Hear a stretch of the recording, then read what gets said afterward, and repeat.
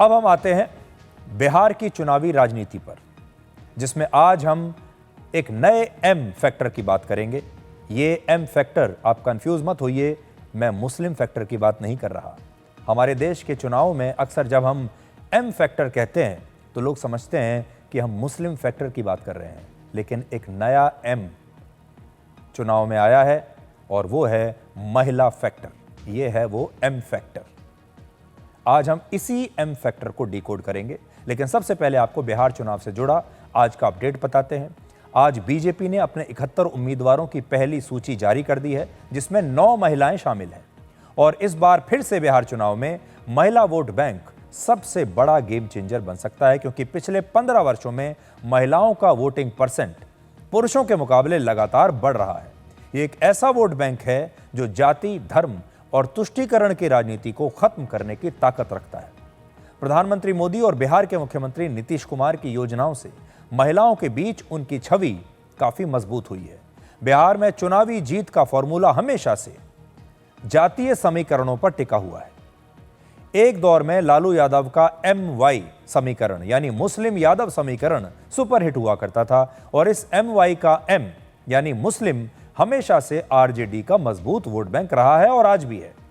लेकिन बिहार की राजनीति में अब एक नया M आ गया है, और वो है महिलाओं का M, जो अब MY समीकरण के मुस्लिम M को भी टक्कर दे देगा। यानी अब की बार बिहार में M वर्सेस M हो सकता है।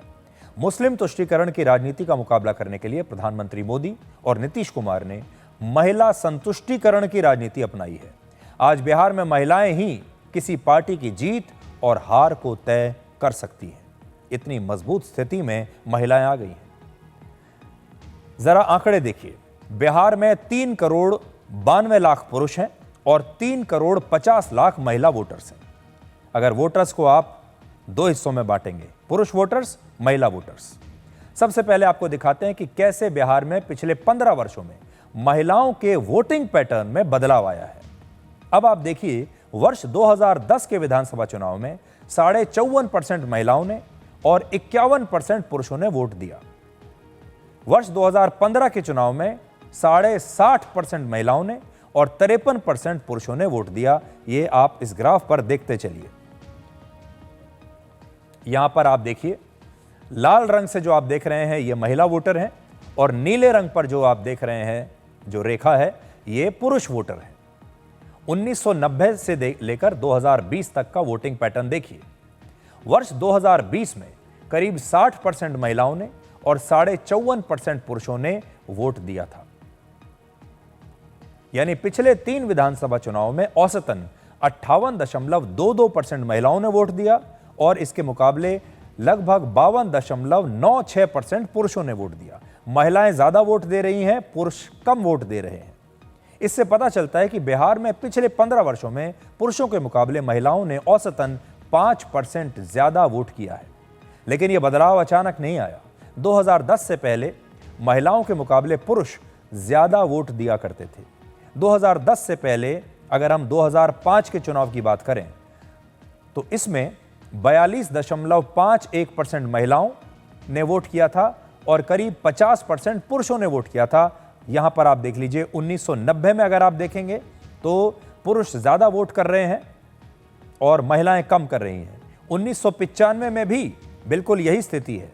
वर्ष 2000 में भी यही स्थिति है, और ये जो स्थिति बदलनी शुरू हुई है ये 2005 से शुरू हुई है। 2005 में, फिर 2010 में और 2015 में ये स्थिति बिल्कुल बदल गई। आप देखिए, 2015 में महिलाएं आगे निकल गईं और पुरुष पीछे रह गए, और 2020 में भी बिल्कुल यही देखने को मिला। इस ग्राफ में अगर आप देखें तो अक्टूबर 2005 का जो चुनाव था वो बिहार के लिए टर्निंग पॉइंट था, क्योंकि इस चुनाव में पहली बार नीतीश कुमार और बीजेपी गठबंधन को बहुमत मिला था। और इसके बाद नीतीश कुमार ने जाति की राजनीति और मुस्लिम तुष्टीकरण का मुकाबला करने के लिए महिला वोटर्स को मजबूत करना शुरू किया और एकजुट करना शुरू किया। पिछले 20 वर्षों में महिलाओं के लिए नीतीश कुमार ने कई बड़े फैसले लिए, जैसे वर्ष 2006 में स्कूली छात्राओं के लिए साइकिल योजना शुरू की, उन्हें साइकिल देना शुरू किया। 2016 में शराबबंदी लागू की गई बिहार में। पंचायत और नगर निगम में महिलाओं को 50% आरक्षण दिया गया और सरकारी नौकरियों में भी महिलाओं को 35% आरक्षण दिया गया। इन फैसलों की वजह से महिलाओं का ज्यादातर वोट अब एनडीए गठबंधन को मिलने लगा। 2020 के विधानसभा चुनाव में बीजेपी ने 74 और जेडीयू ने 43 सीटें जीती थी, जबकि आरजेडी को 75 और कांग्रेस को सिर्फ 19 सीटें मिली थी। अब आप पिछले 3 विधानसभा चुनाव में बिहार की 243 सीटों पर वोटिंग के इस पैटर्न को देखिए। बिहार के इस नक्शे में जिन जगहों पर लाल रंग दिख रहा है, उन विधानसभा सीटों पर महिलाओं ने पुरुषों के मुकाबले ज्यादा वोट दिया। 2010 में 162 सीटों पर महिलाओं का वोटिंग प्रतिशत पुरुषों से ज्यादा था। 2015 में 202 सीटों पर महिलाएं पुरुषों से आगे थीं वोटिंग के मामले में, और फिर 2020 में 167 सीटों पर महिलाओं का वोटिंग प्रतिशत पुरुषों से ज्यादा था। बिहार में महिलाओं की साक्षरता दर 73.91% है, जबकि पुरुषों की साक्षरता दर इससे कहीं ज्यादा 84.91% है। इसके बावजूद वोटिंग के मामले में बिहार की महिलाएं पुरुषों से ज्यादा जागरूक हैं, ज्यादा सक्रिय हैं। जाति और धर्म के वोट बैंक से अलग महिलाओं पर एनडीए को अपनी जीत का ज्यादा भरोसा है, और इसीलिए चुनाव की तारीखों के ऐलान से पहले ही मुख्यमंत्री महिला रोजगार योजना के तहत बिहार की 1 करोड़ 21 लाख महिलाओं के बैंक खातों में 10-10 हजार रुपए पहुंच गए थे। इस योजना का उद्घाटन सितंबर में प्रधानमंत्री नरेंद्र मोदी ने किया था, और बिहार में 2005 के बाद से आरजेडी की कभी भी बहुमत की सरकार नहीं बनी है। आरजेडी को कभी बहुमत नहीं मिला है 2005 के बाद। प्रधानमंत्री मोदी का कहना है कि बिहार की महिलाओं की वजह से ही आरजेडी पिछले 2 दशकों से सत्ता से बाहर है, यानी महिलाएं ही हैं जो आरजेडी को वापस सत्ता में आने से रोक रही है। साथियों, कांग्रेस और आरजेडी बीते 2 दशक से बिहार की सत्ता से बाहर है, और निसंदेह इसमें सबसे बड़ी भूमिका बिहार की मेरी माताओं बहनों की है। मैं बिहार की माताओं बहनों को विशेष प्रणाम करता हूं। आज आरजेडी के दौर में खुलेआम हत्या, बलात्कार और फिरौती जैसे अपराधों की सबसे बड़ी भुक्तभोगी बिहार की मेरी माताएं बहनें, यहां की महिलाएं थी। डबल इंजन सरकार में वही महिलाएं लखपति दीदी और ड्रोन दीदी बन रही है। ड्रोन दीदी बनाने का काम आज हम कर रहे हैं। सेल्फ हेल्प ग्रुप्स के जरिए महिलाएं इतनी बड़ी क्रांति कर रही है। खासकर नीतीश जी के नेतृत्व में यहां जीविका दीदी अभियान की सफलता को अभूतपूर्व रही है। पूरे देश के लिए बिहार प्रेरणा है। अगर आप पिछले 10 साल में देखें तो प्रधानमंत्री मोदी ने भारत की चुनावी राजनीति में एक नए वोट बैंक का आविष्कार किया है, और वो है महिला वोट बैंक। 2014 में प्रधानमंत्री बनने के बाद भारत की राजनीति में बहुत कुछ बदल गया है। जहां पहले चुनाव जाति, धर्म और मुस्लिम तुष्टीकरण के नाम पर होते थे, वहीं प्रधानमंत्री मोदी ने इस पारंपरिक राजनीति को तोड़कर एक नए और निर्णायक वोट बैंक का निर्माण किया, और उसका नाम है महिला वोट बैंक।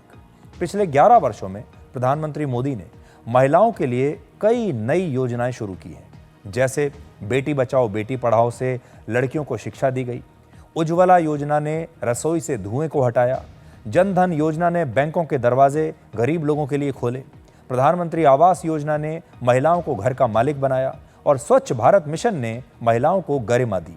और इन योजनाओं की वजह से महिलाओं में बीजेपी की और प्रधानमंत्री मोदी की लोकप्रियता बढ़ी है।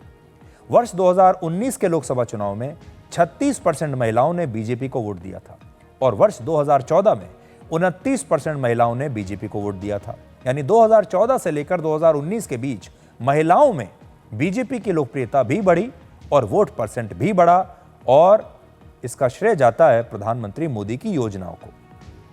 आज महिलाएं राजनीति के केंद्र में आ चुकी हैं, और इस बार बिहार चुनाव में अगर एनडीए को फिर से बहुमत मिलता है तो अगले साल बीजेपी पश्चिम बंगाल, तमिलनाडु, केरल और असम के विधानसभा चुनाव में भी महिला संतुष्टिकरण, याद रखिएगा मैं तुष्टिकरण की बात नहीं कर रहा हूं, महिला संतुष्टिकरण की रणनीति को बीजेपी आगे जरूर बढ़ा सकती है।